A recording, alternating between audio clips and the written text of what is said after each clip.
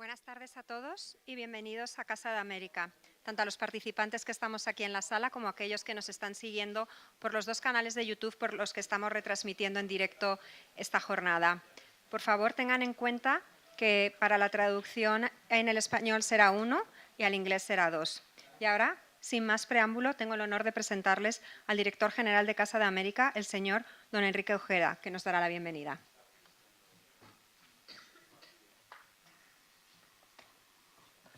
Buenos días, bienvenidas, bienvenidos a la Casa de América, al Salón Cervantes de la Casa de América, para este seminario hacia una justicia digital inclusiva y sostenible dentro de las segundas jornadas regionales de intercambio de experiencias coorganizadas con el Banco Interamericano de Desarrollo. Un saludo muy cordial a todos ustedes, muchísimas gracias por acompañarnos y un saludo particular al secretario de Estado de Justicia de España, a Tonchu Rodríguez. Secretario, bienvenido a la Casa de América, y al jefe de División de Innovación para Servir al Ciudadano del Banco Interamericano de Desarrollo, a Roberto de Michel. Roberto, bienvenido siempre tú y todo tu equipo a la Casa de América. A la embajadora de Uruguay, a los embajadores de Nicaragua y de Chile que nos acompañan, al secretario general de la CONGIP, a todos ustedes, magistrados, magistradas, jueces. Members of the Supreme Court of Latin America, representatives of states and governments of Latin America and Spain, welcome to Casa de América. For those of you who do not know the institution, let me first introduce it for a minute. Casa de América was started in 1982, 31 years ago, with the objective of bringing Spain, and in 1992, with the idea of reflecting on the link of the American-Spanish link that saw us stem and bloom. In the houses and the rooms of this house, we try to reflect upon everything that happens in the Latin American environment, science, culture, everything that has to do with the dialogue with the Inter-American Development Bank. These are the most important axes of Latin America and the Caribbean today: education, inequality, and justice, of course. We are very grateful indeed to the IDB and the Ministry of Justice for having Casa de América as part of their program. And we already had the first seminar in October last year towards sustainable and inclusive digital justice to expand our horizons in this field, and we speak about sustainability back then. And today as well, we have a large representation, large delegations of different Latin American countries. And no doubt the topic of today's seminar is a challenge, it's a great challenge for the data, and I think that you are aware of this better than anyone, telling us that it has to be addressed immediately According to the data, in some countries, in the Latin American countries and of the Caribbean, legal process can take over 600 days. For the OECD countries, the average is 240 days. Due to all this, I think that we're all aware of the fact that the digitization of the justice system is not just a key factor for our processes, but it also ensures better transparency, and what's most important, it works with the full trust of citizens on the legal systems. And we know that improving the trust of citizens in the legal system results in an aspect that's key for Casa de America, and is the disenfranchisement of citizens and their lack of trust in democracies and institutions. This is a key topic for the future, not just of the region, but of the world of the 21st century. All this explains the different demands that we have around the new social contract that we've seen in Latin America in recent times. What's interesting, we think, in today's session is that we'll have people from the different legal systems of different countries. They will have the chance to discuss with us what their proposals are and what the roadmap should be to come to a future in which justice can be fast and provide trustworthy answers to citizens. And we think that now more than ever at this point in time, such a delicate international scenario, many of our crises within a global crisis right now, working towards justice that's close to citizens, so the response to the needs of citizens, just a system that has an inclusive agenda, speaking about gender, and an efficient legal system is what we need. Whenever we listen to the news, we know how important it is to have a sound legal framework, a universal legal framework that protects the more disadvantaged groups and citizens. This is a challenge, and it's a challenge that the public institutions have to face. And as Casa de America, we're very happy to welcome you. We're always happy to be working closely with the Minister of Justice and the IDB. And this is a key topic, not just for the future, but for the present of Latin America, their societies, their economies, and their citizens. Thank you.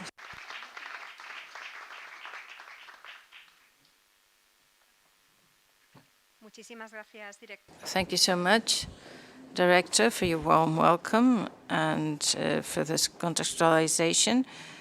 Now we will have the opening words of the Secretary of State of Justice, Mr. Toncho Rodriguez.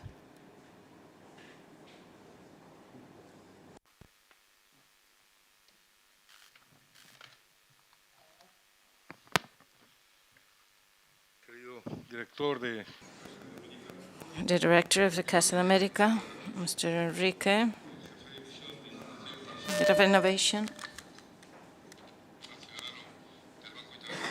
of the Inter-American Development Bank, ambassadors,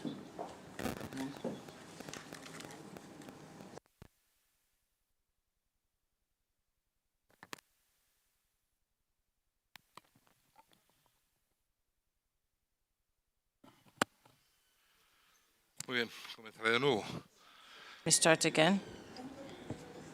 The Director of the Casa de America, dear Enrique, Head of Division for Innovation of the Inter-American Development Bank, ambassadors of the different Latin American republics, Secretary General for Innovation and Quality in the Public Health Service, Manuel, Attorney General and Minister of the Judicial in Trinidad and Tobago, President of the Supreme Court of Peru, President of the Supreme Court of Justice of Chile, Panama, and Uruguay, President of the Supreme Court of Trinidad and Tobago, President of the Judiciary of Colombia, authorities of the different countries, ladies and gentlemen, good afternoon. And thank you so much for inviting us to the opening of this exchange to highlight the role of digitization to improve quality and justice in an inclusive and sustainable way, and mainly citizens' citizen-based. First, I'd like to thank Mr. Ojeda, the Director General of the Casa de America, for their welcoming words. And thank you to the Minister and for welcoming us. I'd like to welcome all of you, all the participants of the second edition of this exchange, and especially to the IDB, who has expanded regional cooperation with the visits of Panama, Colombia, and Peru. These meetings try to help in our exchange of experiences and ideas. And we're trying to push innovation and the quality of the legal system in Latin America and the Caribbean. And I am sure, as this happened in a previous meeting, in the first edition, that out of the talent and effort of everyone, we will have new ideas to make progress in the strengthening of our capacities and in the improvement y mejora de los servicios of the justice systems. Right now, we have an intense working program to share different approaches and different academic exchanges with top officials, and we'll have the chance to analyze and present different contributions to bravely face the challenges of digital transformation in the justice sector. Ustedes van a tener la oportunidad de visitar. You will have the chance to visit the different institutions leading the digital transformation of justice in Spain. You will have the chance to see how in our system the digital ecosystem has been implemented in the legal system. And as the Secretary General from the Ministry has already informed us, you'll have the chance to get to know the most important legal bodies, the Supreme Court and the National Court, and that you have already seen, and you will have the chance to see how we record the trials, be it the ones that attract media attention or the largest ones. And you will also see electronic processes in the legal sector. This will be shown as well. You will be visiting the City of Justice in Albacete. You will have the chance to see that, and you will also see how the documents can be submitted electronically. The digitization and cataloging process of these documents that are sent in paper, and how the different cases are assigned and how the different procedures are dealt with is another aspect that you will see. You will have the chance to see the e-viewer of e-case files, and also how the judge can be present in trials telematically. You will also see the most important, the Council of Judges, and the technological infrastructure of the Ministry of Justice. But the most important thing is that we've come here to establish a dialogue, to listen to one another, to learn, and to strengthen our justice systems. So we're moving towards innovation and technology to overcome, indeed, some of the most important challenges we find today, and also to move towards digital, inclusive, and sustainable justice. In the Ministry of Justice, we have a project for the country, and this is a citizens-based policy, especially thinking about the most vulnerable citizens. We've made great progress so that we can offer a great proximity public service for anyone who has to do with the justice administration. And our most important goal is to bridge the digital, social, territorial, and gender gaps that exist. I'd like to highlight as well the social impact that allows us to offer a better public service possible to the citizens. And breaking with this idea of face-to-face interactions. Therefore, we have devised new initiatives. I will mention just a few so that you understand the importance of IT in this sense. We have, for example, the appointment service, which leads to over 1 million appointments, and this benefits over 620,000 people. Our mediation platform that allows for citizens and professionals to intervene in their cases through video conferences, also telematic hearings and different procedures without having to come to the courthouse. That is another important aspect. This year we've had over 1.3 events of this kind. We've also introduced different digital processes, for example, access to the e-case file with over 300,000 requests, access requests.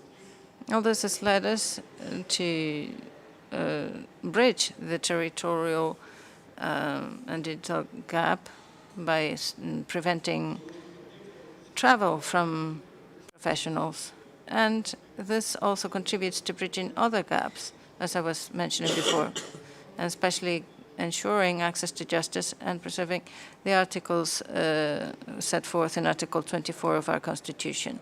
This is more comfortable for citizens who are the main users of the legal system. They're just one click away and from us, and from any place in Spain, they can work with this administration. Allow me to highlight an important service that was recently introduced and which means an important paradigm shift. This is what we call the Justice Folder, Carpeta Justicia. This means that for individuals, for businesses, or professionals, they will have a single access point to see all the processes and all the dossiers and all the services, digital services that the Ministry of Justice, there's powers of attorneys. They can check the record, criminal record. They can check the state of a particular case. And we are now developing new services such as an appointment, early appointment for civil cases and other processes. And finally, I think we'll have to highlight the high level of interoperability between the different services, which will guarantee a series of services in the whole of Spain. So we have, for example, the exchange of e-case files between any court and the prosecution's office. We've had over 9,000 interventions with e-case files and 500 exchanges of communications between the legal bodies and the public administrations, between the legal bodies in themselves. Across the legal bodies, we have 250,000 exchanges, and we've sent 325,000 administrative files to different legal bodies. And think about this data. We've saved 86 million of paper sheets. And the interoperability that I'm mentioning is also interesting from a supranational perspective. For example, with the European arrest warrant project and the project of exchange of the criminal records in the EU, we're making progress, and also we are progressing to expand this system to non-European nationals who have been condemned in any, found guilty in any EU state. In Spain, we've also developed such a system. We've cooperated with Argentina, Chile, Colombia, Peru, and Costa Rica in the exchange of the criminal record. And I'd like to finish focusing on data and the importance of data as an engine behind the digital transformation. Data is key to have a faster, safer, more intelligent, smarter, and more transparent service. This increases the capacity for us to use AI and robotics so that we can focus on the social aspects of justice. So we can anonymize documents, and we have the automated classification of documents that simplified the drafting and the simplification of procedures through robotics. I'll give you two examples. First, canceling the criminal record to over 400,000 people, or the nationality requests or nationality applications. For Spanish nationality applications mean more than 2 million requests that were automated, and we have 200,000 nationalities granted from August last year to the month of June this year. The digitization of justice favors a justice that's closer to citizens, that's more accessible, and we can think about the gender impact, economic impact, educational impact, the territorial, age, disability aspects. So within the Casa de America, please allow me to say that we will have the chance to meet and face the needs and the new challenges that we're facing for Spain and for Ibero-American or Latin American countries. And with all of this, with one goal, which is improving justice to make it a public service that is closer to citizens and is more efficient for citizens as well. I welcome you all in Spain, and I wish you a very fruitful meeting. Thank you.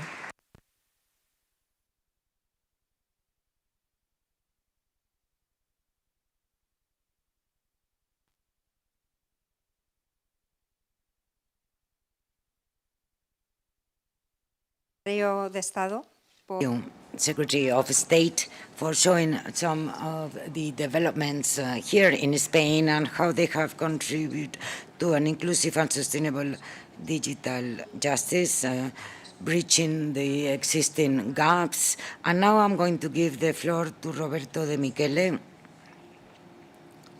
He is head of the Innovation Unit for the Public at the Inter-American Development Bank. Welcome, Roberto.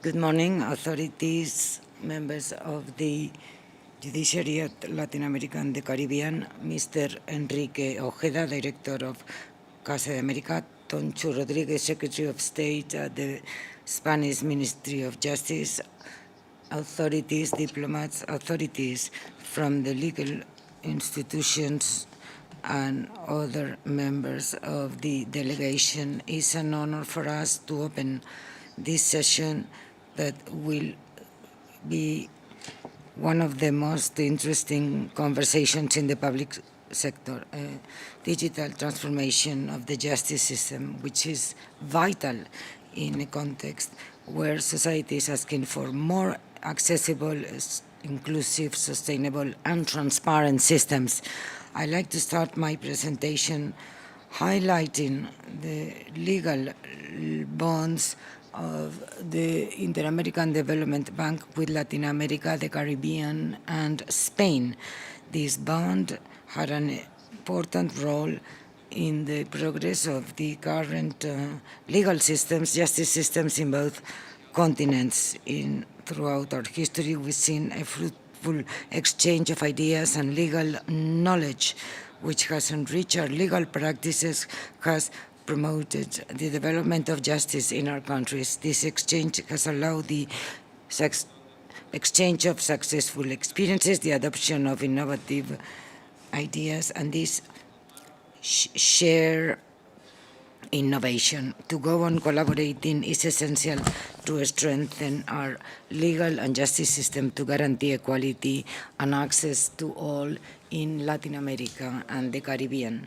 The collaboration among our countries in developing our justice system is essential not only to face challenges from the past, but current and future ones. Today we have the common challenge to offer to the public a more efficient, accessible, transparent, and sustainable service. Spain has proven that digital transformation, together with human capital and the quality of the management, is a success story about how to attain those objectives. Our region faces many challenges, as has been mentioned. For example, a recent study from the World Justice Project indicate that delays in our civil justice system have been aggravated due to the pandemic, and this has reduced the opportunity for people to access services provided by the legal system. But there are also good news. Today, we have the leaders of digital transformation, which opens a door and an opportunity so that in the next few days we can explore among all of us the best practices so we can transform and improve our justice system. During this week, and we started on Sunday, we will continue a fruitful exchange among our countries that are looking for a common solution. Transfer of knowledge and experiences are keys in this process. As it was mentioned last year, the delegation was of Brazil, Jamaica, and Colombia. Today we have representations from Colombia, Chile, Peru, Panama, Trinidad and Tobago, and Uruguay. As a bank, for us, this is a priority, and we are collaborating with different countries so that among all of us, we end up having the institutional strengthening of their justice system. The bank feels proud of accompanying more countries in this process. I therefore very much like to thank the Spanish government for being with us in this process. We are sure that together we will be able to attain the justice that our citizens deserve. Thank you very much.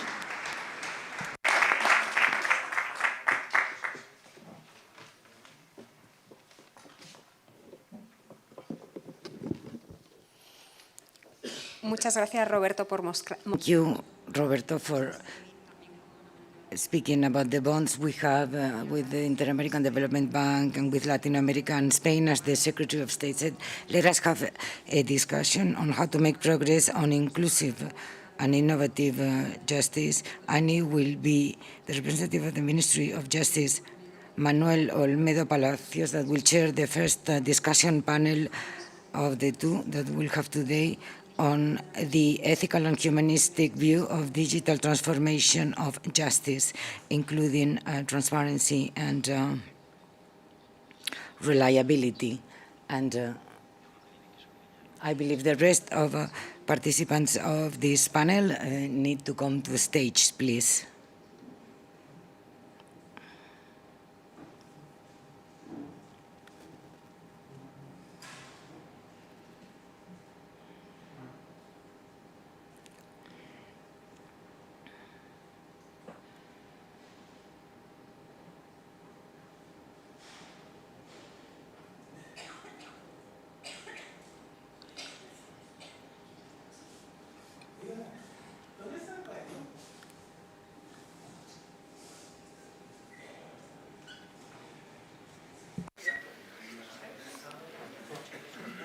Se están poniendo difícil.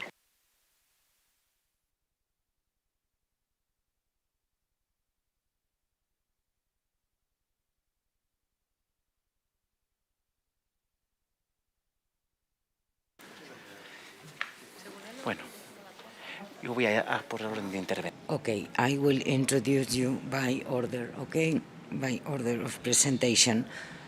Good morning, good afternoon to everyone.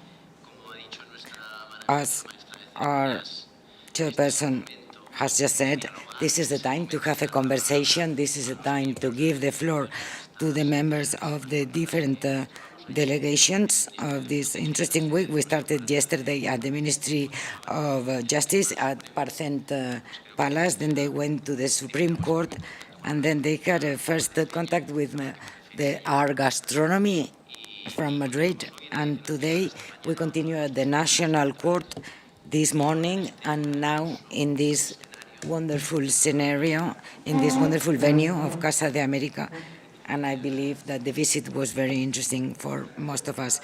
Let me start, before getting into the contents, let me first introduce the panelists that will be with us in this first panel.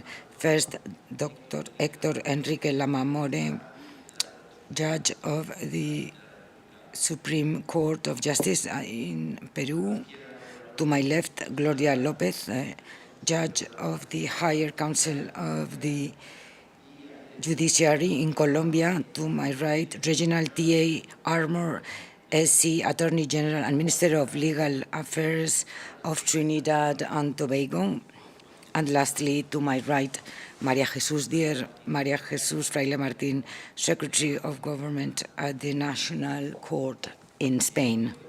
As I said, after this introduction, I have to focus on the title and the contents of this super interesting panel that refers to the humanistic view of justice at present, today, in a moment of digital transformation of the justice system, is being also mentioned by the previous authorities. Some of the main challenges we're currently facing, the use of new technologies in the legal system, especially robotics, artificial intelligence. In the last few months, this is something that is always present. ChatGPT, for example, is ever present. My children in high school and people at university, even artists. So how far can artificial intelligence get in the legal system, in decision-making? Last year, we had an event in the Ministry of Justice about these matters, and a judge of the Spanish Supreme Court of the Criminal Court said that we didn't have to be afraid of new technologies, especially to artificial intelligence, that the final decision, anyhow, as we know society today, we don't know what might happen in 2 or 3 centuries, but the decision has always to be human. It requires a decision-making process and evaluation that today cannot be conducted by artificial intelligence.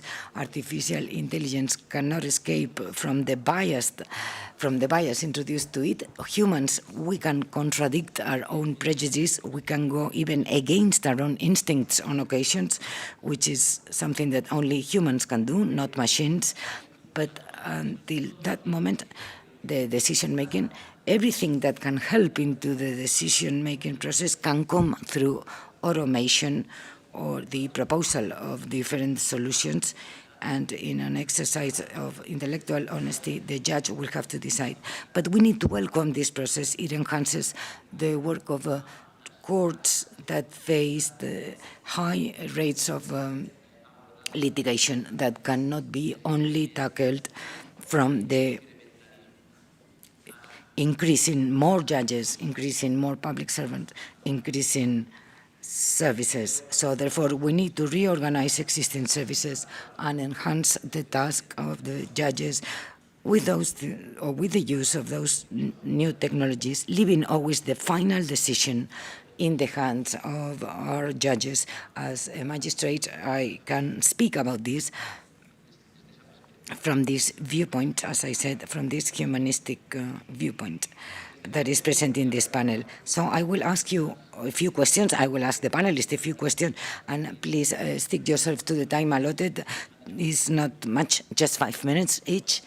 We might have a little more because this is so very important. So first, I'd like to ask our first panelist, Mr. Enrique Lamamore, under your opinion, what should be the role of technology in the fight against corruption in the justice system? How technology can help in this area? Thank you, Manuel. Thank you, dear colleagues, judges, magistrates of the different justice administration systems in America.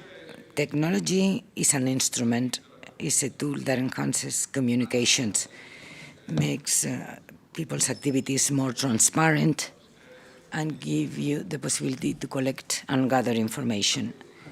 But in this world of digital transformation that we are currently discussing, is not only the use of technology, but it's also a transformation of people's lives at their workplace, in their professional careers, and in the legal system, in the judicial system, as in any other human activity.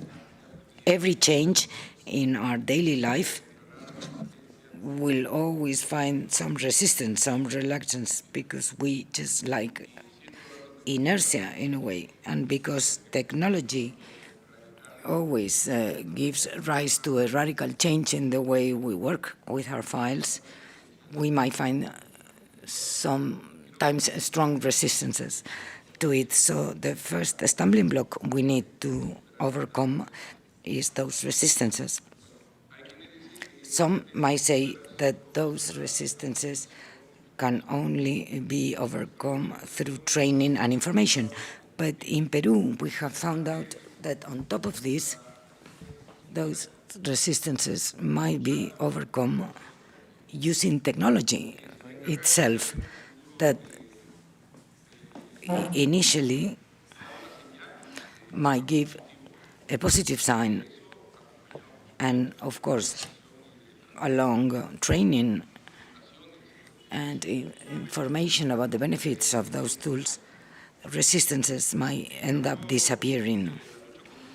In the field of the fight against corruption, technology has different implications, but I would like to focus basically in legal processes that allow the fight against corruption that gets to the legal system, so they are judged and sentenced. But the fight against corruption is not only limited to the justice system, but is affecting the whole of a state. Different authorities from different areas can also be corrupted, but they end all at the judicial system. So we are the ones that we need to get technology to get to those processes, and that means not only working with people, but also improving processes. And technology could be used better if judicial processes become agile and dynamic. So we have fast solutions. Technology adds to those agile processes fastness and transparency, and therefore the identification of the criminal acts using technology is a way to set responsibilities. The experience in my country, in Peru, has not reached yet to criminal cases or processes. In Peru, the electronic file started in 2016, none in the criminal area. In 2017, there was a pilot project with our own resources in the judiciary. As we say, just doing a little saving from our small budget, we created some applications.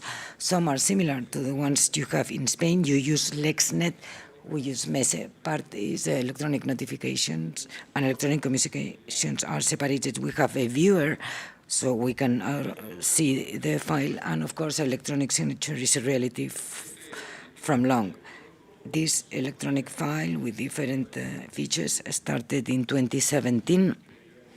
We believed that it was going to stay there, but due to the pandemic, many things that we thought were going to take long happened in just 1.5 years. And therefore, some of those electronic files, I can speak of 2,000 during the pandemic, were the only judicial processes that continue working, even though everybody was isolated in their homes, while physical processes were frozen for 3 months. But the electronic files and processes went on working. That was an important sign for us and made us implement electronic file in many higher courts in my country. Digamos, representación. Which represent the judiciary in different areas of the country. That is divided in 34 parts. Each is a legal district, and they have their own court. And there we could start using the electronic file. But during the pandemic and after the pandemic, in the 24 courts, we started using it for some specialties, those related to the fight against gender violence, for fast exchange and communication with the law enforcement bodies, to relate to the prosecutors in different mercantile cases, in labor ones, in civil cases with hearings, today it's been deployed, which we didn't think about it initially. We have deployed around 750,000 electronic files until that time, until today, and more than 800 legal bodies. But our technology is not one of the most disruptive that we can know, and our data management is not the right one. So we are now at a stage of improving this process, the process of digitizing the judicial system, and that's why we are supported by the Inter-American Development Bank, but also by the World Bank in non-criminal processes. Our objective is to attain digital transformation at the judiciary, and so that we have the right data for our work. We know that this is the world of data, and data are sources of information. We will not be able to govern if we don't have right, accurate information that responds to the reality of the legal bodies. But we also discover that it seems that the use of technology and to take files only to the digital world, only visible through a PC, could negatively affect other areas of the population that, due to different economic, cultural reasons, could be left aside and could not have access. And we can transform this system, but it might end up being something that leaves them aside. So as this electronic file has been growing, even though we have some technological limitations, but at each body, because we're present nationally, even at the most remote areas, in all of our venues, we have a booth so that people without a computer, without internet access, can access their file from our own computers, and they can introduce documents, but some do not know how to do it, so they present them physically, and then we digitize them and incorporate them into the system. We have also been using technology for the fight against gender violence with an APP. The name is the panic button, is connects the cell phones to the police stations and also the judges. So the experience in Peru with technology has allowed us to overcome this initial reluctance or resistance, and today judges, courts, they are requesting the electronic file from their own offices. We don't even have to offer it. They request it, but we are trying to deliver those systems on a rational way. We know that the use of disruptive technologies that will allow a massive storage of reliable data in order to have and be able to use artificial intelligence, and also to be governed with data and information close to reality. Thank you, Magistrate. Thank you. And yes, what we call change management is one of the most important obstacles when we think about any innovation, any revolution, any change.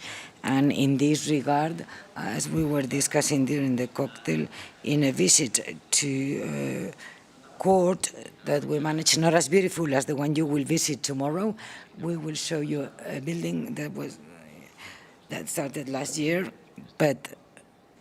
and is wonderful, but we still have to improve. In our own premises, there's always room for improvement.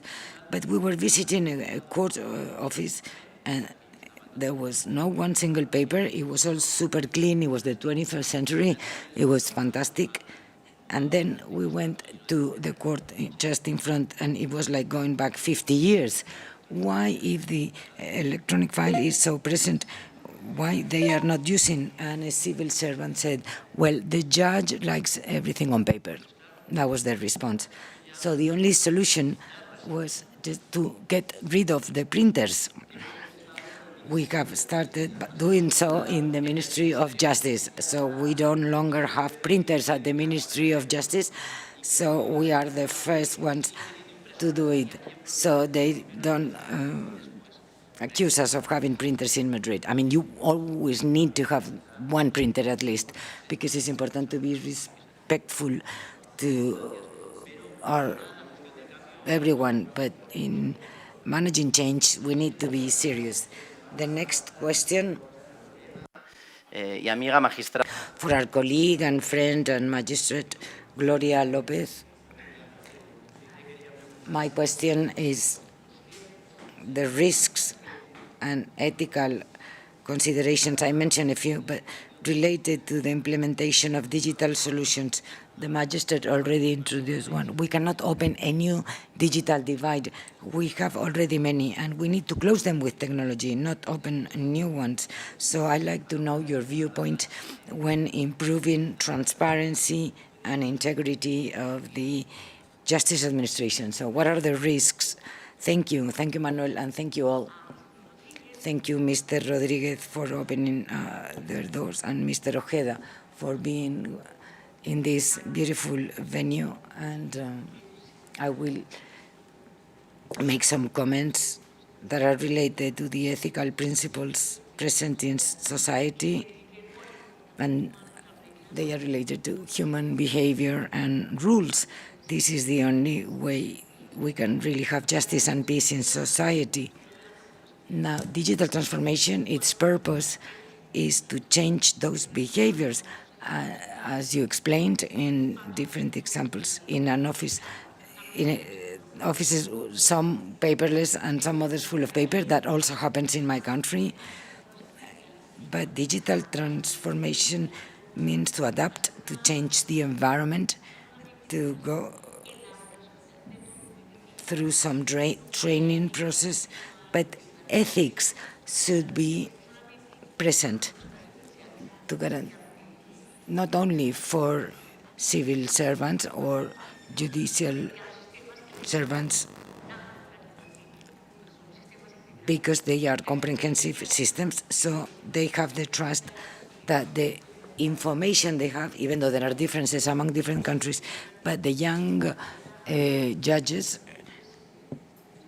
that come to our districts and small municipalities, younger generation adapts better to technology. But the idea is that for the previous generations that had a different way of work, and at least in Colombia, they had to suffer great violence. But now we need to train them in this direction, but leaving them guarantees. We need to have a real regulation in everything related to artificial intelligence. Without regulation, there is no trust in the system. And of course, one of our purposes in Colombia, in the Higher Council, is to generate trust in the access to justice. As the previous magistrate also said about Peru, the poor citizens may not have access to technology. So what we need to prove is that we, among all the things we've done, we need regulations so that at all judicial premises there is a space, a chamber, an office, so that the citizens without internet access or computing devices, because they have cell phones that are too small, so we guarantee them this space, and this started in our body to guarantee this for all citizens, whether in capital cities, in small cities, or in remote populations.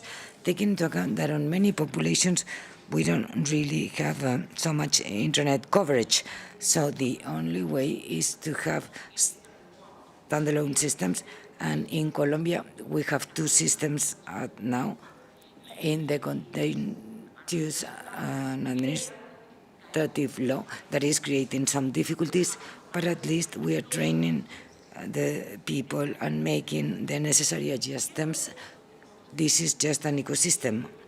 And we also have one of the best projects that we have led and has to do with legal process. Any magistrate in the country that is divided by districts uses paper.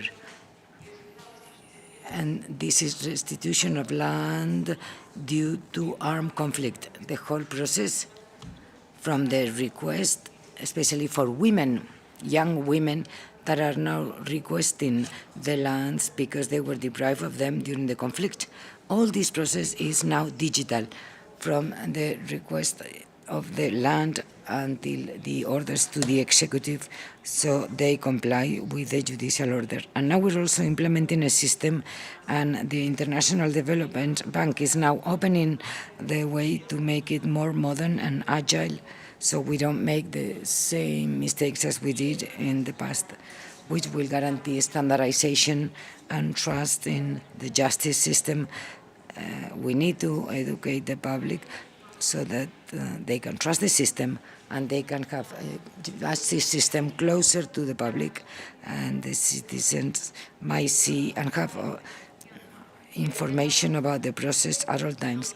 We also have the electronic signature, and all of this generates trust, as the Secretary Rodriguez just mentioned, the importance of trust on the justice system.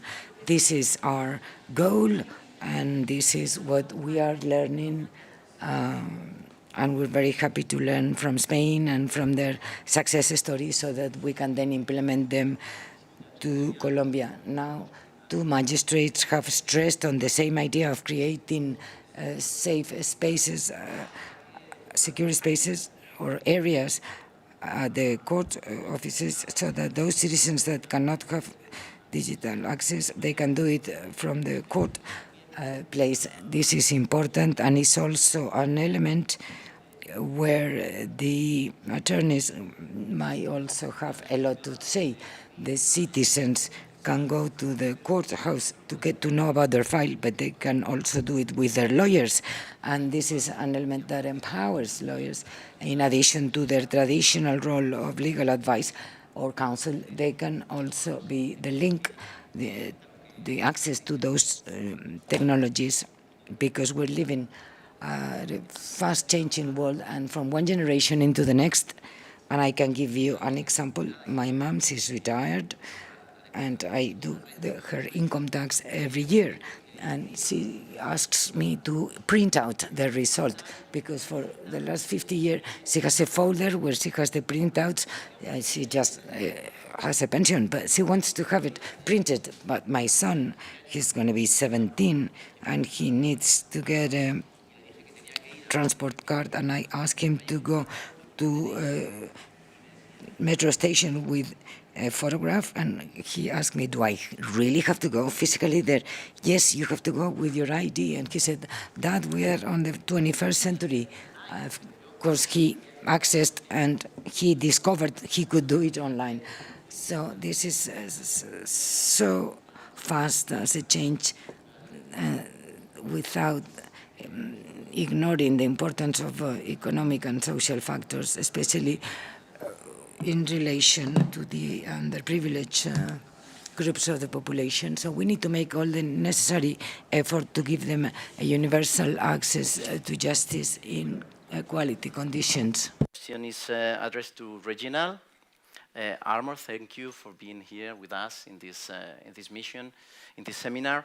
And I would like to have your opinion on the following question. Which are the measures and digital solutions that can be, that should be implemented to promote integrity in the justice system? Well, thank you very much, Manuel. And may I say I adopt all the protocols in greeting the Secretary of State, the Director of the Casa de Americas, President of the Inter-American Bank. Good afternoon all. It's a pleasure to be here. I will assume, Manuel, that integrity in the justice system means the system as opposed to the actual judges, because in Trinidad and Tobago, our judges are beyond exemplary in their integrity. So we're speaking about the justice system. And I would approach it on the basis of considering two different aspects. One, data, and two, process. When we look at data in the integrity of the justice system, we would want to talk about cybersecurity and data protection. And we have to, in order to establish proper cybersecurity, we have to establish robust protocols, data protection measures to ensure confidentiality, privacy, authenticity, and protection of the court systems, sensitive information. Implementing strong data protection laws and policies and encryption protocols will safeguard sensitive court data and personal information, which is very important. And I'll come back to that because part of the process involves trust of the citizens in the protection of their personal information. Ensuring that access to sensitive information is restricted only to authorized personnel and establishing clear guidelines for the usage of that data. Another aspect of data protection is digital identity verification. So we have to implement secure and reliable digital identity verification measures in order to ensure the authenticity and integrity of individuals involved in court proceedings. This can help prevent identity fraud, enhance trust in the online interaction, and maintain the integrity of the justice system.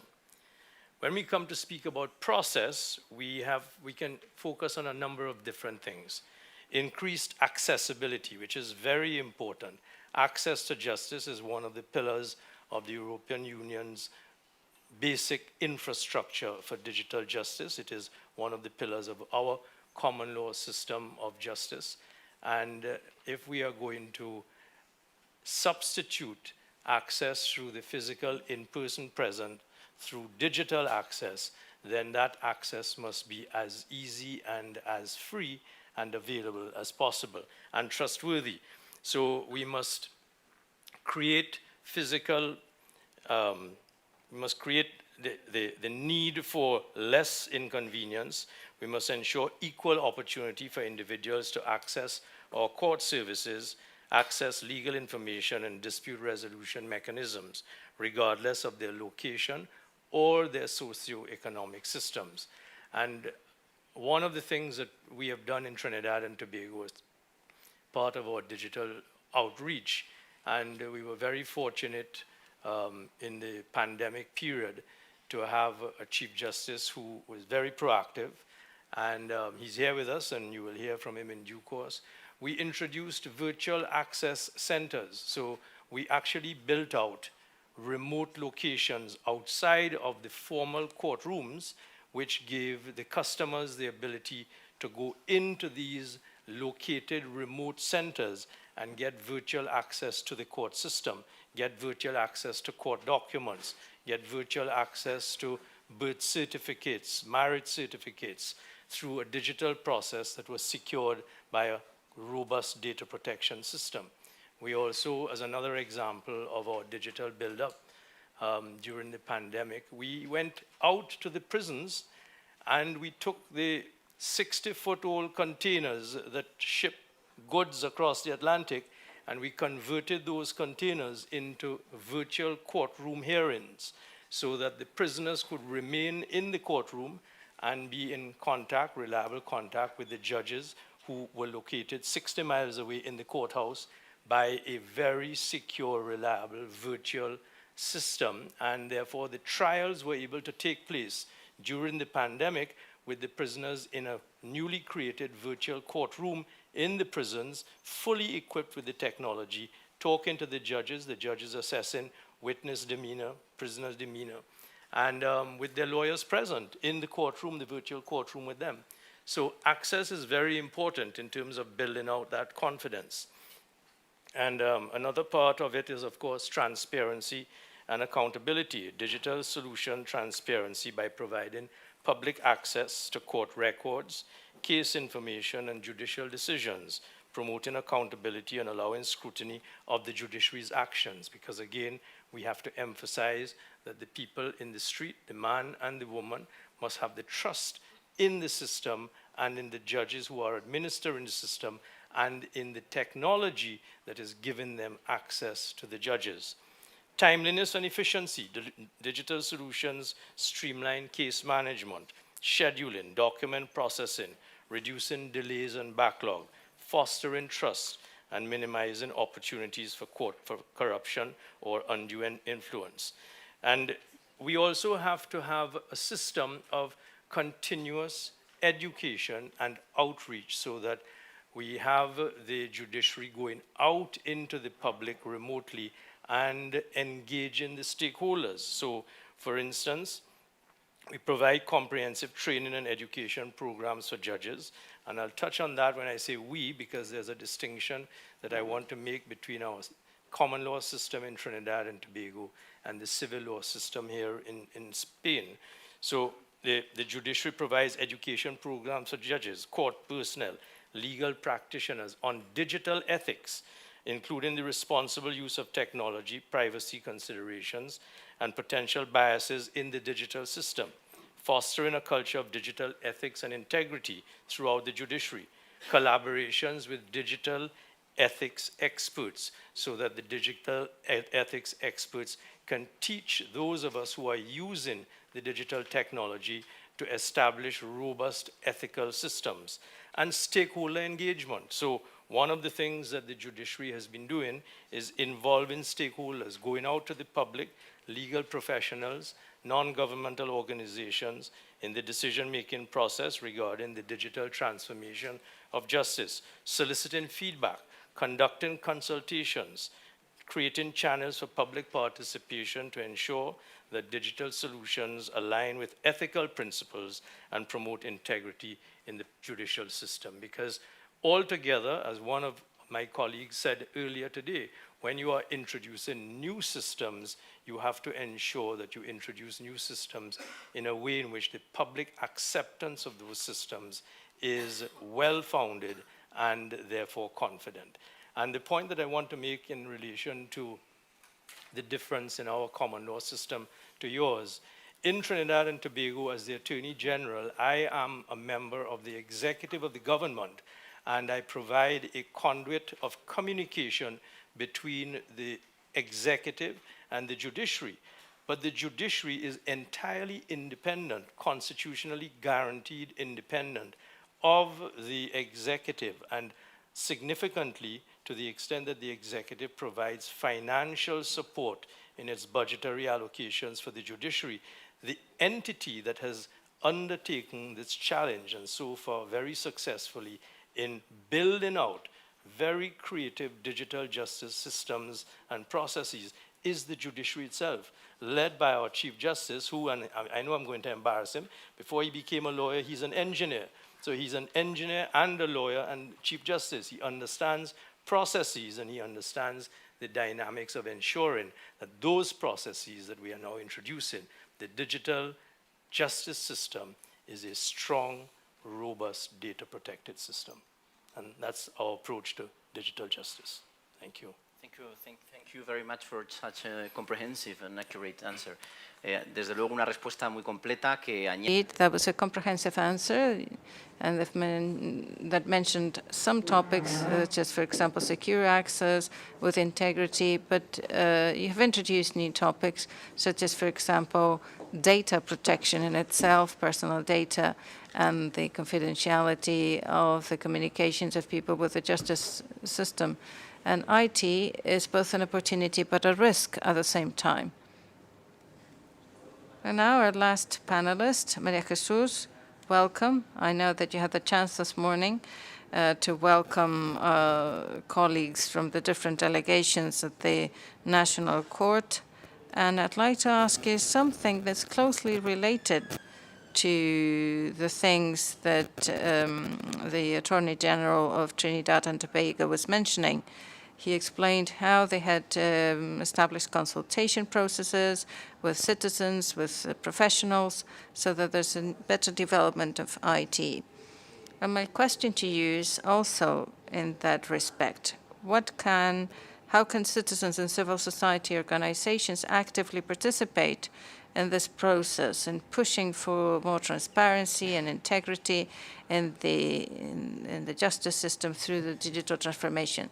Thank you very much, Manuel. I was thinking after these very interesting remarks, it's difficult for me to add anything new. But going back to your question, the participation of citizens, the civil society is key. And I'll go back to something you said in your introduction. The digital transformation has to be in line with the fact that we have to be to provide fast and quality services to help a citizen in their conflict between the parties. So it has to be closed as fast as possible and in the best way possible. So that increases citizen satisfaction with this public service. With this digital transformation process that the delegate saw this morning, we see certain advantages that are there for the justice administration, but also for citizens. We've seen how agile the system has become in e-communications. We do not have to take paper, we do not have to carry paper from one place to another, and it has to be taken from one point to the next. So we have an immediate response time since the document is sent until it reaches a judge, for example, and they can make a decision. There's also an improvement in terms of security and safety. As the colleague was saying, we have a single management system, we have a single case file, we have secure access to this case file, and we can work remotely, but always from the point of view of legal certainty. We mentioned this morning with our technical team, and any action needs to be under the umbrella of legal certainty. So we know that this digital transformation process has to be in line with legal certainty, and that's what we have already. This is an advantage not just for the administration, but for citizens themselves, because they see that their documents reach faster, they feel that the process is secure, and without two other elements, transparency, that was mentioned as well as an advantage to this process, in the sense that citizens can access the e-case file on an equal footing as the rest of the other stakeholders. And there's trustworthy notifications, resolutions, etc. So there's transparency in terms of all the communications that happen in procedure.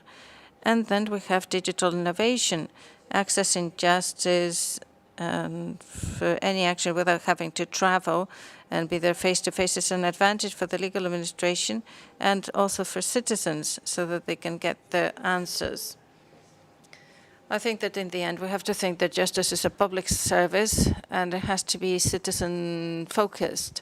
And this digital transformation process has to be in line with the effective delivery of these services and the outreach and the participation of citizens and civil society through legislative proposals or bills. And even through these forums, all this help us understand what the needs are, understanding that we're on the right track and on this effective legal system, and in the end, so that we can provide an effective and quality service. Thank you very much, Maria Jesus. We can close the panel at this point, because I think that we're all aware of the fact that we're all aware of the historical problems that we've had in our systems, but also of the new problems that might stem from the introduction of IT. We're aware of the problems, and each of us sometimes provide the same solutions. That's comforting. But every now and then we see somebody who brings something new, some innovation, and that's why we need to have forums such as this one, both within our countries, inside our countries, and also across countries. So I'd like to thank you for your attention and a round of applause for our panelists. Thank you.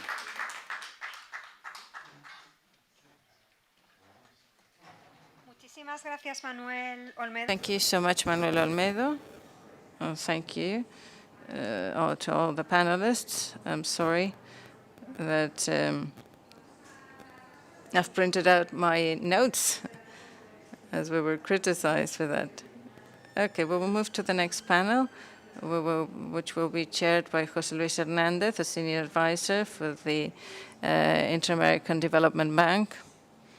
And the second panel will address how to strengthen the institutional capacities in the digital transformation of justice, challenges and opportunities. I'd like to invite all the panelists to come to the podium and take the floor for the second panel. Thank you very much.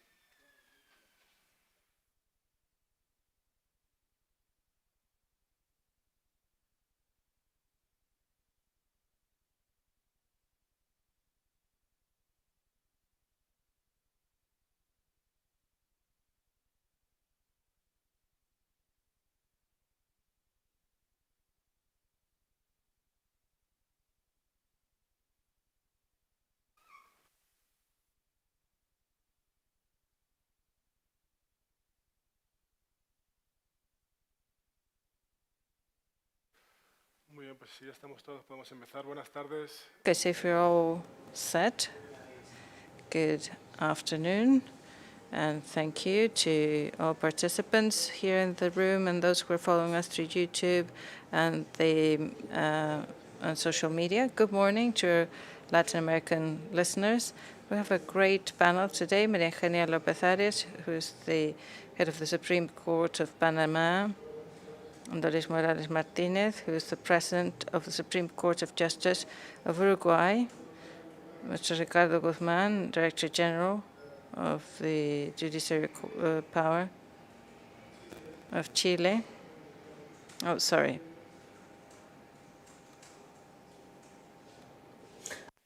Ivor Archie, Chief of Justice of the Honorable Justice of Trinidad and Tobago, and Diana Remolina, who's the Magistrate of the Superior Council of the Judiciary in Colombia. Welcome. Spain is a world reference country in the digital transformation of justice. We've seen that for some years now, and we've seen in person this week. We've been working in the digital transformation of justice from different perspectives. From an institutional and organizational perspective, we've worked with the state technical control unit to bring together all the important stakeholders that are part of the digital transformation. We've also worked on the different strategies that we've had with the different changes in government. And as we were mentioning today, we have ensured that this is a project for a country, not a project for a term in office. And that's why we've been so constant and so consistent throughout the years. Then we've also worked on the legal dimension. And there have been changes in terms of and we've been taking steps in terms of the transformation of how to submit documents, all the different legislation that has paved the way for these changes. then change management, and digital talent, all these things. We saw it this morning with the Secretary of State and how we can engage all the different actors and so that all stakeholders embrace the digital transformation as something organic and natural. In terms of the tools and technical infrastructure, we just have to see the figures the Secretary of State shared. They are overwhelming figures. The Spanish legal system and this digital thing, we have over 800 million communications that are fully electronic. For example, we see that in the past 10 years, we've had over 600,000 hours of digital training to the different judges, magistrates, and civil servants. All this triggers different changes, adaptations, and the legal process that involve all citizens and professionals, and so that we can relate to the legal system in full digital format. But this is not just the case of Spain. We see now that we have people behind, there are people who are very close to us with a lot of momentum, and those are the countries in Latin America and the Caribbean, and they have made great progress, and that's why it's so great to have them here. And we're not just talking about the countries present here. We saw the case of Peru, who's not here in this panel, but who have been working through digital means for many years. So we will be speaking about that with the countries we have in our panel right now. I'd like to first start with Maria Eugenia López Arias. And speaking about Panama, Panama has a very interesting project for many years. We've been working together, and you on your own, of course. We've been discussing issues such as change management. You've had some workshops recently to strengthen the institutional capacity of the legal system in terms of the digital transformation. You've recently published a strategy that supports those changes, that provides a backbone for those changes, or a framework for those changes. And it is clear that Panama is fully determined to transform its justice system. So, Madam President, what are the opportunities of the transformation, the digital transformation of the legal system? How do you think that the institutional capacities can be strengthened to make the best of those opportunities? Thank you very much, José Luis. Good afternoon, everyone. I would like to officially greet everybody who's spoken before me. And I'd like to begin my participation here emphasizing once again what I've shared in different forums. The virtualization of legal procedures are not a magic wand to solve all the problems that the different countries have to face in the legal systems. As a system in which many different elements interact and closely related elements interact, we need to consider organizational changes as well and new methods to improve the service that we provide to citizens. We are, however, aware of the fact that technology is a catalyst that will help society face the current litigation level, and this has increased the work of the judiciary, but our efforts have not been enough. In Panama, we have more cases than the ones that we get. We close more cases than the ones that we get as new, but we still need to have better mechanisms to provide fast, continuous, and quality service.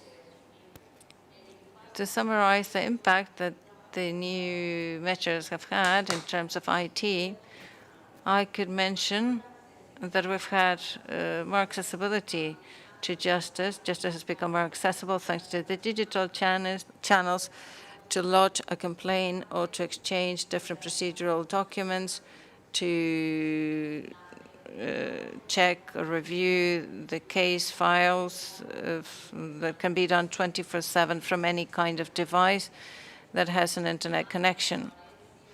We've also increased transparency as we've shown the performance of judges and magistrates in terms of the writings of the documents and rulings. We've also increased the resourcefulness, the responsiveness, and the interoperability across different institutions. And in this way, we've managed to have information available immediately. We've also increased security thanks to the digitization of documents and their secure storage in a digital space, therefore preventing those documents from being lost or damaged, as it happens with paper documents. And of course, without undermining its importance, we also have to consider the environmental impact of justice as we significantly reduce the use of paper and also travel time when people have to go to the different courthouses. So we've saved CO2 in this way as well. If we think about the opportunities, as you know, justice at world level was pushed to digitize after during the COVID outbreak. And this evolution led to a cultural revolution, to a change of mindset in the legal sector, which has been deep in its scope. So we are confident that we will be successful in the steps we take today, where we're trying to integrate the digital transformation as our guiding our guideline in terms of the increasing demands of efficiency that the citizens are requesting from the different operators in the legal system. If I think about the challenges now, I could mention, as Thomas was saying yesterday, our lack of human resources and financial resources, considering that we might have good ideas sometimes and the best of wills, but if we do not have resources, we can't make much progress. We also have to adjust our legal frameworks so that we have the duty to use IT and all the communication technologies by users, and achieving a full interoperability across the different stakeholders in our justice system, and to maximize the actions of training actions in digital skills for users and for our internal and external users. Offering the public possibilities of digital processing of conflicts using alternate conflict-solving methods to consolidate digital justice based on cybersecurity and data culture. Those challenges will not be faced if we do not increase our efforts in planning and setting priorities of the technological initiatives. So we have to set a digital agenda aligned to the institutional strategic plan that will state both objectives and indicators, as Magistrate Olmedo also said today. We need indicators to check on compliance. We cannot forget the governance of the digital transformation of the legal system with the necessary capabilities and competences to be able to lead this process in a sustainable manner. We also need to make a risk management plan in order to identify and analyze problems, threats, and vulnerabilities that are already present or might happen in the future, always designing a strategy to prevent and mitigate them.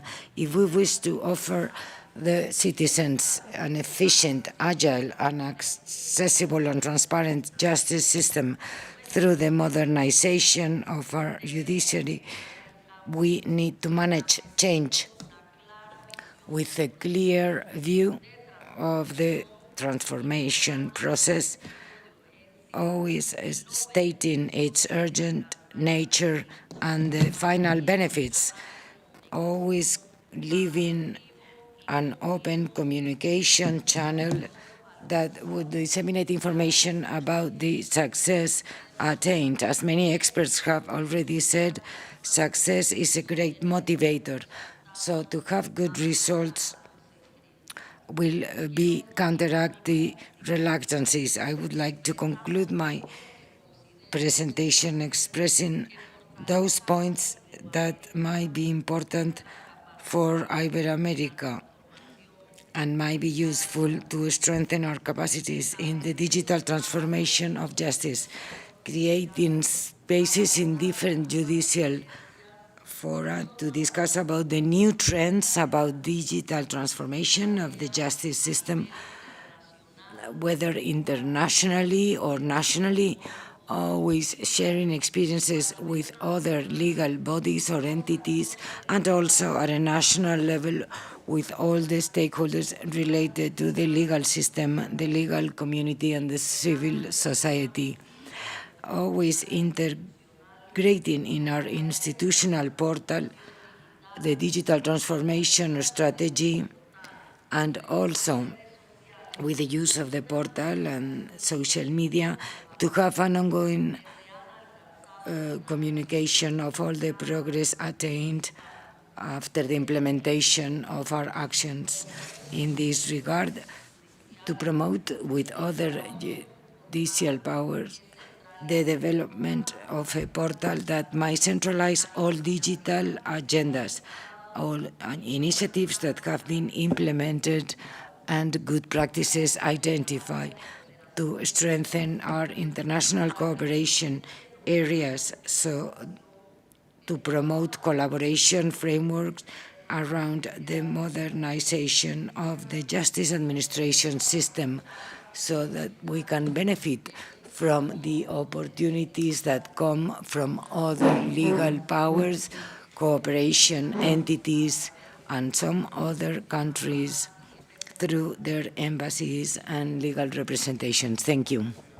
Señora Presidenta. Thank you, Chair Maria Eugenia, for your words, for giving information about all your progress. I'm well aware of all of them, and I can see they are unstoppable towards digital justice. Doris Morales, President of the Supreme Court of Justice in Uruguay, thank you for being with us today. I believe we all know, it's not a secret, that Uruguay has been one of the leaders in digital transformation, and they have become a referent in these areas. In the ranking of digital public services in 2022 of United Nations locates Uruguay as one of the 4 countries among the best 50 countries. There are 15 that are between the 50 and 100, and then we have 13 more. But Uruguay is shortlisted from the beginning. Clearly, we all know that the best in class, we always ask them more what's going to happen with the digitization of justice in Uruguay now. But after this small anecdote, it's true that Uruguay in digital transformation, they're doing an excellent work. So my question is, what do you think are the institutional challenges, the common institutional challenges that happen during the implementation of those projects, and how can you tackle those challenges? First, I'd like to thank the invitation to participate in this panel, and I'd like to reiterate all my thankfulness. As you can see, I'm still using paper, so I'm making a scene myself. But please forgive me, because I was part of the integration of judges that integrated oral processes after 100 years of written processes. So it seems that I'm still alive, so I can face more transformations. But about the question itself, about the challenges, And also from things that have already been said, what is important is to take into account reluctance, resistance to change. That, of course, it has its negative side, but maybe we should face it with a critical spirit and offering solutions. It was said that what about those that put 5 stamps on a document? But what is the solution that we are providing them? And maybe during the transformation, they might lose their job, or digital transformation for them is just the exit to live their career. So this is a great challenge, and we need to know how to sort out this problem. And let's see how can we train everybody, all our civil servants and all the magistrates and judges, so that this resistance can be overcome, but with knowledge and with understanding about the reasons for this reluctancy. They seem to be like sinners. We might think that they want to lose their job, and but this is not the case, and that's why I said training is essential. Those that are part of the transformation, they need to know knowledge, and we need to provide this knowledge. So one of the main challenges is to reach everyone in the best possible way, from the lowest civil servant to the top magistrate. Obviously, in countries like mine, what is very important is the financial limitations. We don't have the number of euros you have to face our transformation, but here we are among the first top 15. So, and this is what we have. We're very brave, we're very bold, and it's not only to play soccer, but another important challenge is to analyze this. There is just a means. I was jokingly speaking about my use of paper.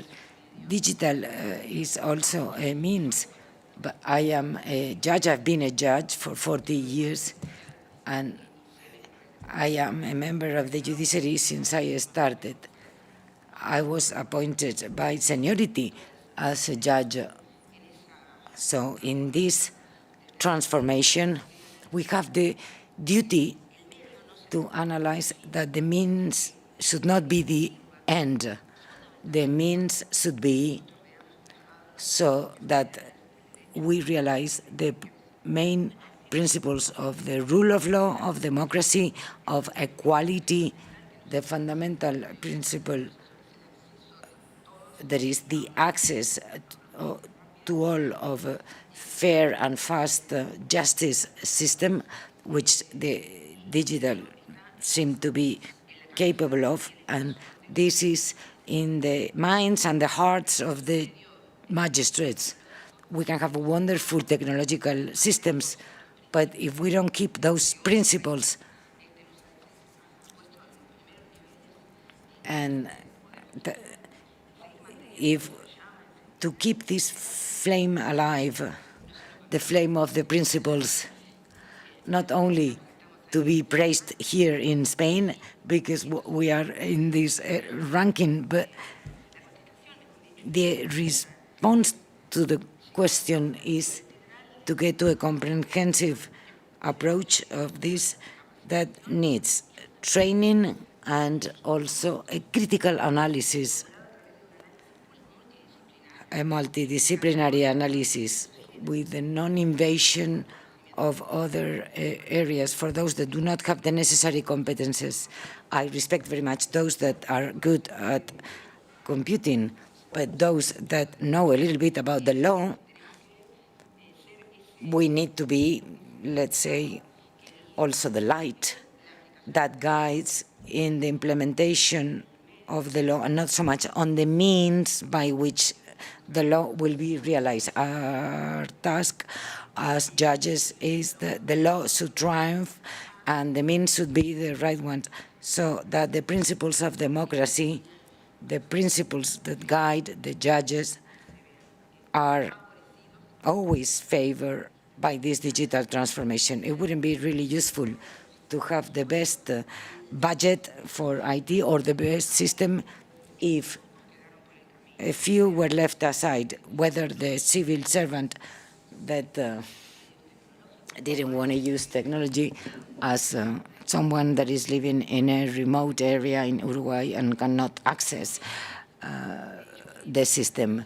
I was of a generation that we moved from a written file to oral files.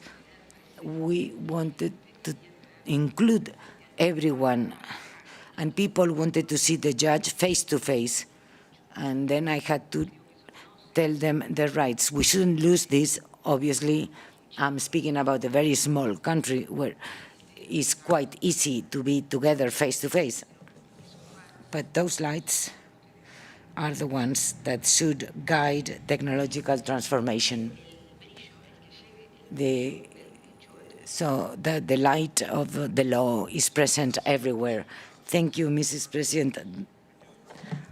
Doris Morales, I give two lessons, how difficult it is to manage change. We said it this morning. We know that managing change is easier now, but the beginning of this process is always difficult. I have many anecdotes.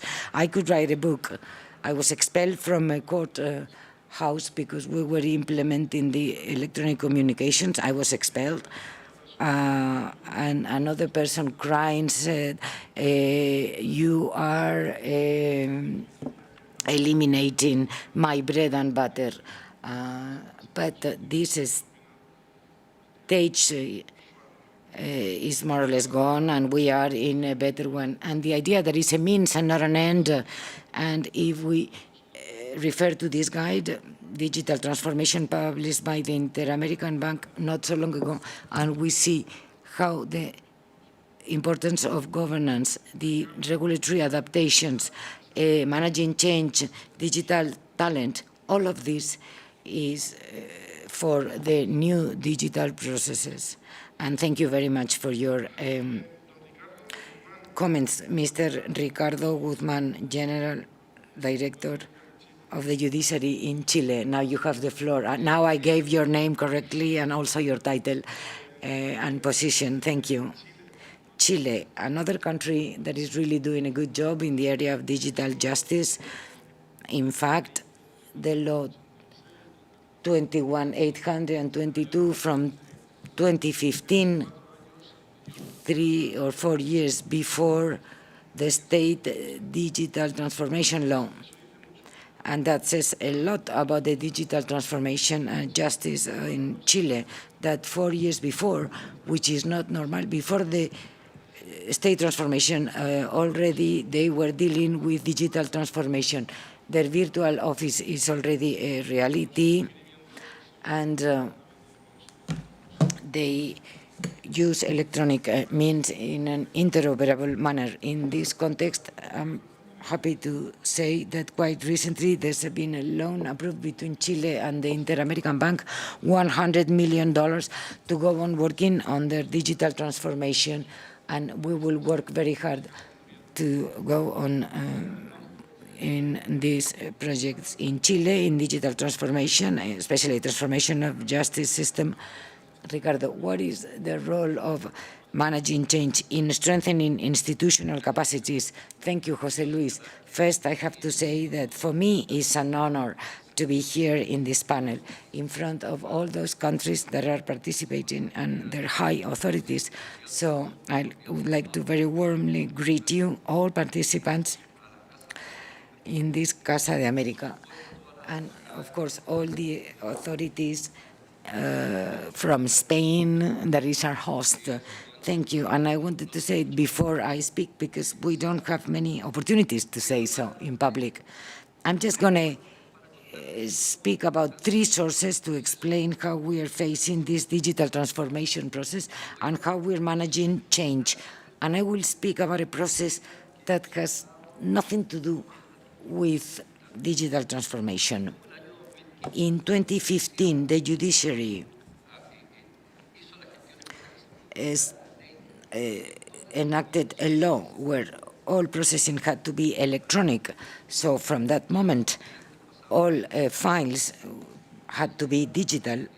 So the creation of the virtual judiciary office that in the last 3 years has processed more than 36 million documents 24 hours a day from any type of device as we know it at any moment in time. And this is the process of the judiciary. That was before the pandemic. That was what happened with our criminal reform that took orality to the system. I was not there, but when I arrived to the judiciary, my hair was black, and as you can see, now it's white. When we tell those things, we don't only speak about success stories. We had to undergo a long journey, and it had its problems and difficulties. Now, we had the law of the year 2015, which is the law of digital transformation, and we were all happy when we had the social clash, and that was a little problematic as a country and also as a justice system.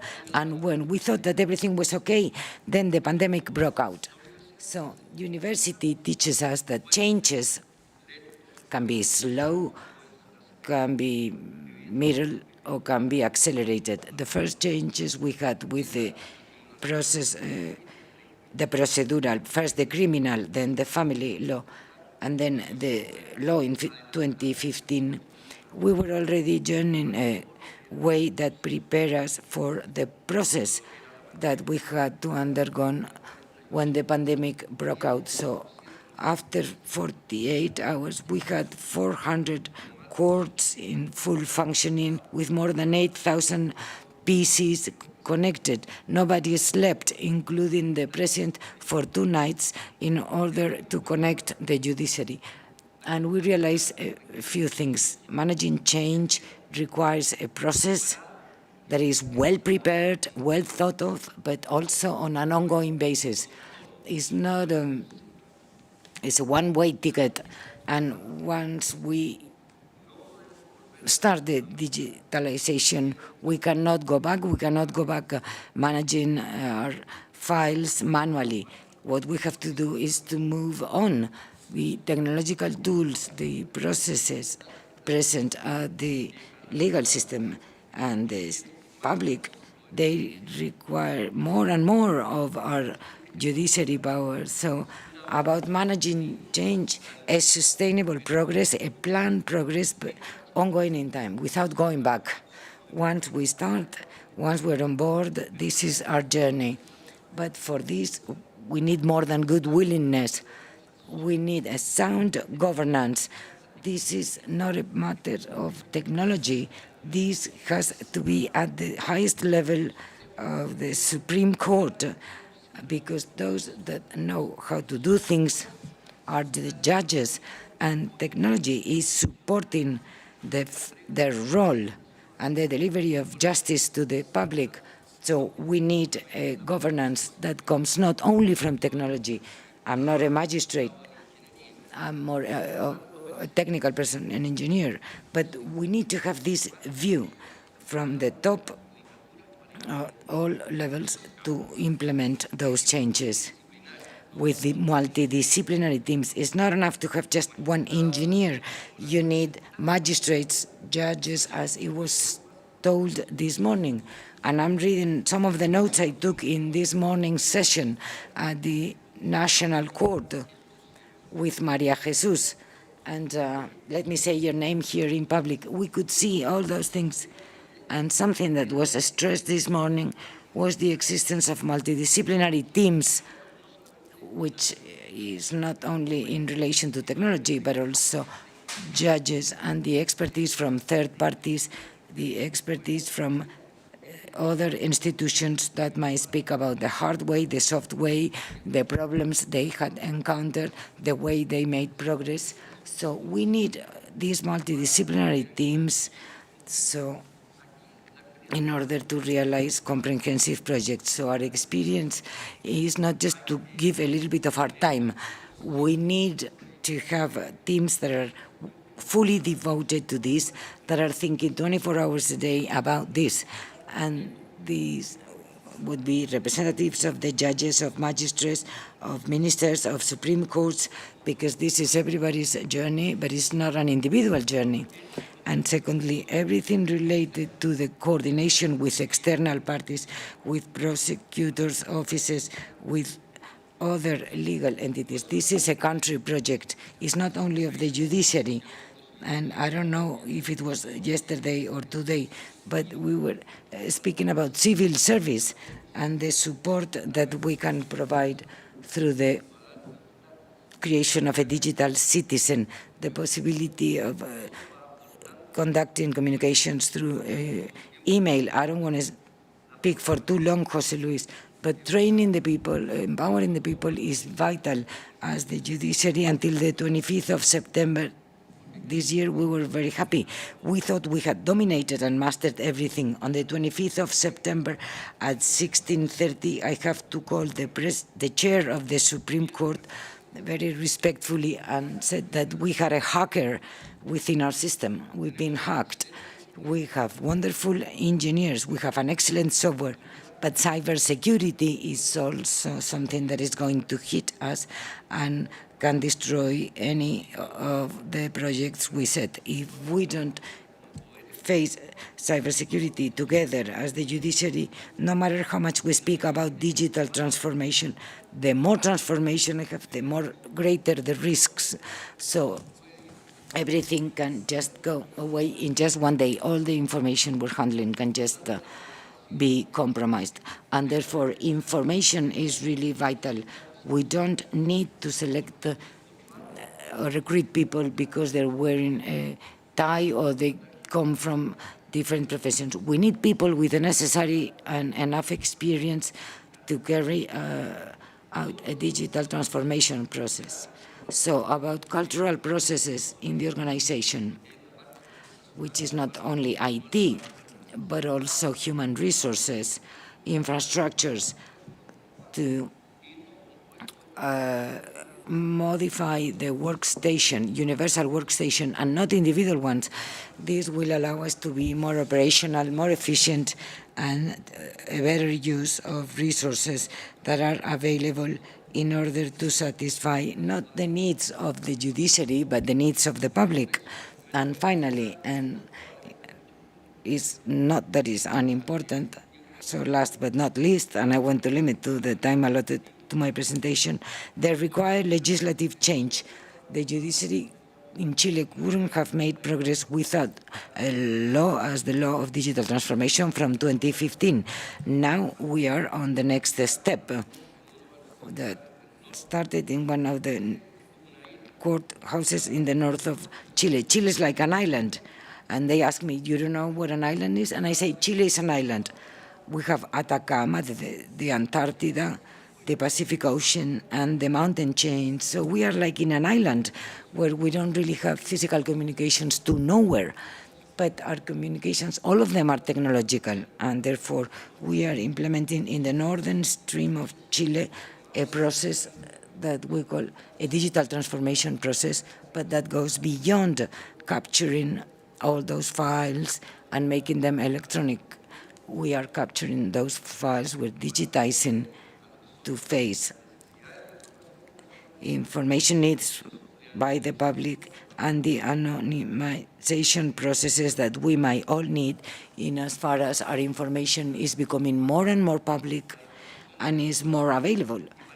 And to close, Jose Luis, and I finish with this, I would like to close with a quote that is not mine, from a far government that says, the objective of digital transformation ultimately is to mobilize data and not people, because we are the servants of the citizens. Thank you for your presentation. We're running out of time.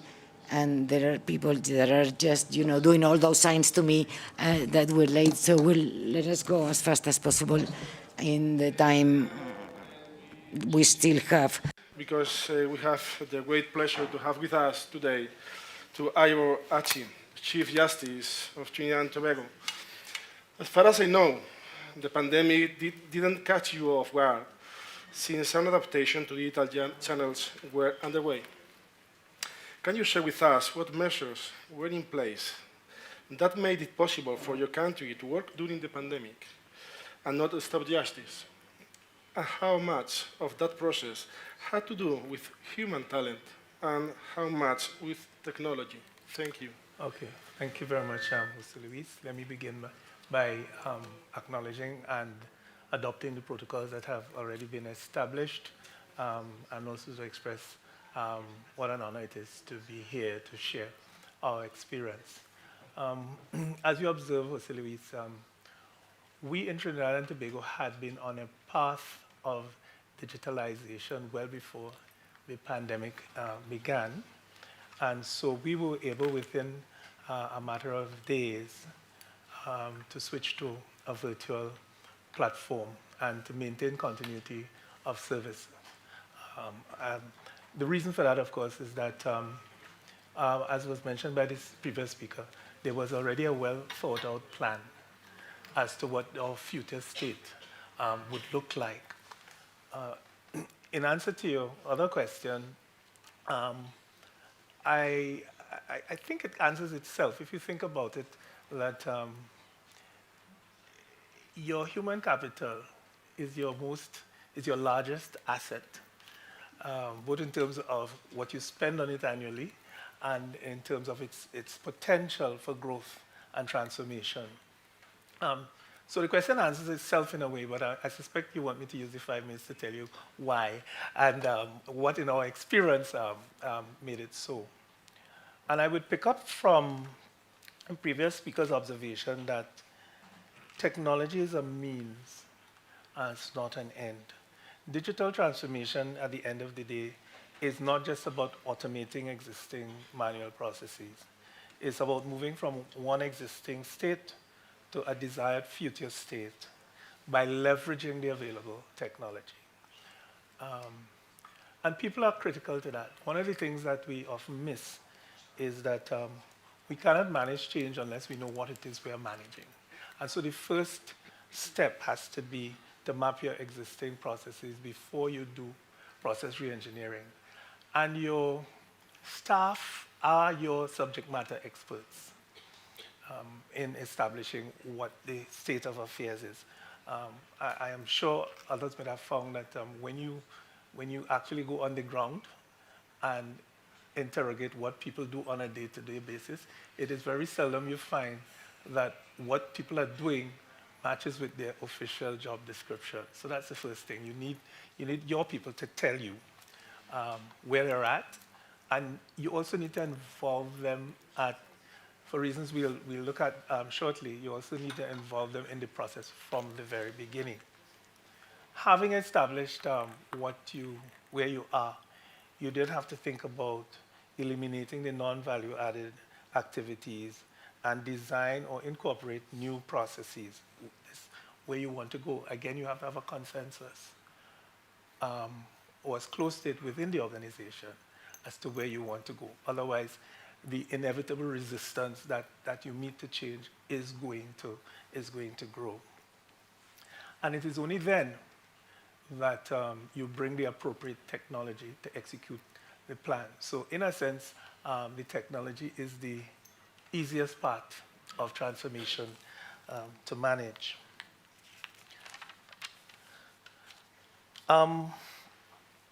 Coming back to people, I don't think I need to go over the reasons because they've been expressed before why we get change. People are resistant to change because they feel insecure, they're not sure if they will manage, they fear job loss. So it's important to engage your workers, engage at every level in the institution, and also engage the representative labor unions. Because without that, I don't know what environment. I suspect in Spain there's quite a lot of strikes and stuff, isn't there? Yeah. And so in that kind of environment, it is very important to have that engagement at a very early stage. Because if you are going to retrain and redeploy people, you need to have some agreement as to what it is they're going to do and what the implications are going to be for their jobs and for their remuneration. And you have an opportunity there as well, in the midst of that challenge, to reframe the transformation as an opportunity for their growth and personal development. So it's not all challenges. I think we have to look at every challenge as an opportunity, the opposite sides of the same coin. In managing the behavior change as well, you have to be really consistent and resolute in the application of the new process. I'll give you an example. Judges used to write in notebooks, longhand. I just instructed that we will no longer buy notebooks. And so people adapted. So sometimes you have to, if people realize that the change is not going to revert and they will not be able to go back to the old behaviors, then they're more likely to fall in line after some time when they observe that things are not going to go back to where they were. The other aspect of people management is the external relationships. We often don't think about that, but so much of what we do as a judiciary depends on inputs from other independent agencies of state who may have different processes, may have different internal cultures. So you need to get a consensus very early on as to what that future state looks like, so that you can bring your respective processes into alignment. And that conversation has to continue indefinitely going forward, because we are always adapting to, thank you, we're always adapting to a new legislative or litigation environment. I want to talk about one last thing, which is the development of a robust ICT department. Historically, we and many other jurisdictions in the Caribbean, we had these systems that were sold to us by vendors as good case management systems. But they were very expensive, and we can't afford, as small jurisdictions, we can't afford the licensing fees. And every time your rules or your legislation or your internal environment changes, you have to go back and pay for modifications and customizations. A solution that we have found is to form a consortium with the assistance of the National Center for State Courts in the US, where a number of jurisdictions have come together. And we are leveraging the experience of software developers in each of our jurisdictions who meet on a bi-weekly basis to discuss the development. It's well developed. We have rolled it out in our courts, of a new case management platform that's open source. And so we own the source code. We don't have to go to anybody or pay anybody. And so it allows both our own internal institutional development as we train up people, but it also allows us to enjoy the experience of several other jurisdictions who would have looked at similar problems, but perhaps come up with different ideas or different solutions. So I commend that as a model for internal capacity building and looking towards the development of your people. I wish I had more time, but I know our time is limited. I just want to say thank you again for the opportunity to share. Thank you, dear Ivo. Thank you very much, Chief Justice. We'll have time during the week just to discuss other things that we are interested in. Diana. Diana, I was going to introduce you as a judge, but I can introduce you as a friend. Diana de Molina, she belongs to the Supreme Court. We'll have to start with a list of the panels we've shared already. It's always a pleasure to share a panel with you. And we've left the best for last. So in Colombia has made much progress already in the digital transformation of justice. You've conducted many projects.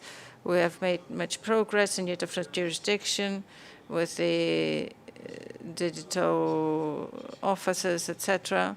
You've made much progress in land restitution. So there are many topics that you've addressed. But tell us, Diana, what were the most effective strategies that you have introduced in terms of change management in order to overcome the reluctance, the resistances that we've found when we're trying to introduce digital justice. Thank you, José Luis. Thank you for introducing me as a friend. Greetings, everyone. I think that the digital transformation process we are witnessing in Colombia has followed the same path as that of any other countries present here. We've been talking for a couple of days about this topic, and we've met in different scenarios, and I'm very happy that we meet again, and we can continue sharing our experiences around this topic, and of course to learn about what Spain has done and that they're generously sharing thanks to the IDB.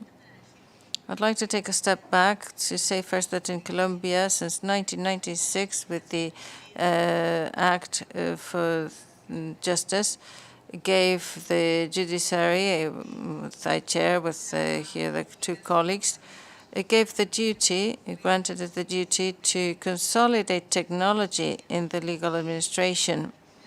And in particular, what we used to do in Colombia since 1996 had to do with having registration systems, having audio recording mechanisms of the different hearings, which was what saved us during the pandemic, or to have a functional equivalent of data messages that were used in the different procedures. But the discussions around digital transformation and what digital justice was were quite shy, they were quite marginal in public discussions. We didn't talk about this topic that much. And the concept of a digital transformation was first used as such in 2019. In 2019 in Colombia, we signed a Memorandum of Understanding between the High Court, the Judiciary Council, and the national government to start with this digital transformation of justice. So we started discussing these things. We started discussing how to transform justice, the justice system, and we were trying to replicate experiences such as the one that Spain already had back in the day.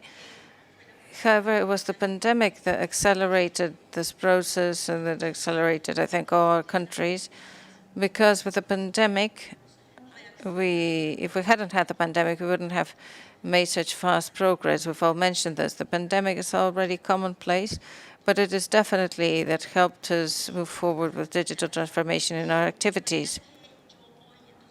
So today, in 2023, I can say that in all areas, we have introduced technology. We're not going back. We cannot go back and think about the paper case record. So what are we talking about when we all want to be, what are we talking about when we speak about a resistance to change, when we all want to go digital? So we've heard that managing change and creating these instruments to fight that resistance has to do with training, for sure. We're training judges and how to use with their school, Liderada Vanilla. Through information, of course, we're informing citizens. We're having outreach work and institutional campaigns. But I'd say, José Luis, the key strategy with the other ones, of course, is to see ourselves as stakeholders in the digital transformation. We saw it yesterday with the lawyers, this morning at the National Court. We have to have the capacity to talk to one another and work with all the stakeholders who are hoping to transform. We're telling them they have to undergo this digital transformation, but we need to talk to all stakeholders and give some answers. We have to respond to their expectations and hit the nail on the head. I can give you an example of our daily life. This is what happens when we change jobs, when we move from a new house. We're scared. What is the job going to be like? How long will I stay there? Will I be able to do it? And in the end, we're not sure whether we can face the change, whether we can cope with the change, whether we can respond to something new. And that is what's generating anxiety and fear. This is the same we see with the digital transformation. lawyers, even students, law students, ourselves in the administration, we say that we're scared of what we need to do, or whether we're going to be successful or not. And this thing that sounds very obvious, so simple, it is not as simple as it seems. Because I think that we have to break away from our daily activities, because we are all many times just see ourselves as the ones who decide top down. And of course we're working for justice for the judges, but I'm not sure whether we're working with the judges. And only when we work with the judges, then we can make a difference in the digital transformation process. And I think that in Colombia, we've made some mistakes. Now we call those lessons learned. And this has generated a very interesting space to continue building on this digital transformation process in the country. And my take-home message in this context is that if we really want to achieve tangible outcomes in the administration and the digitalization, we need to leave this idea behind that we should not work together.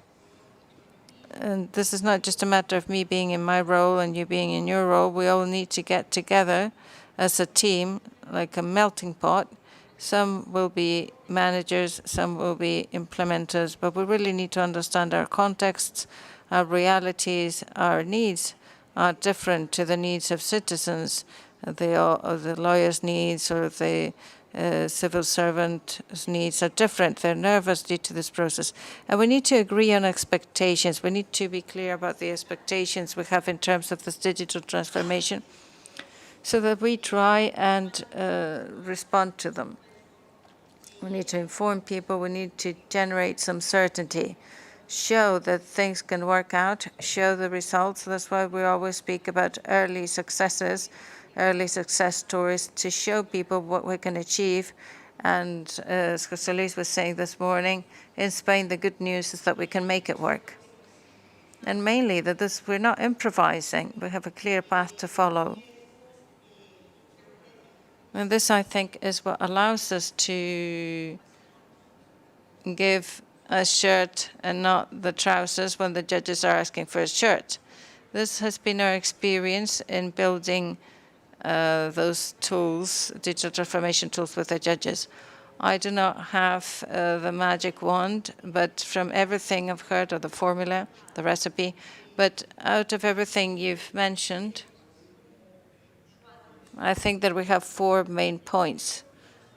First, we need to formalize spaces for dialogue and the follow-up strategies. The task force Maria Jesus was mentioning this morning, it has to be formalized. It cannot be something ad hoc, and we just come to a group to ask every now and then, but we need to have a consolidated group who is always in charge of going through the difficulties of following up the process and proposing solutions. Secondly, we need to have people locally introducing or building what we from the center are suggesting. We need to have people replicating these policies that are designed together at national level. We also need to have some skills training teams, communication teams, and we also hear this very much in the at present, which is to create narratives of digital transformation to share with all stakeholders. And a practical thing, a tiny thing, but very important, is to have a permanent desk and permanent guidance for judges, for users, for lawyers in this digital transformation process, so that when the tools start working, they have some support. To conclude, I'd say that we cannot leave this as a random thing. We need to sit together, create a strategy, and develop our strategies by looking at each of the contexts, each of the needs. And mainly, we need to get this digital transformation strategy and create it with those who are experiencing it. Thank you very much, José Luis.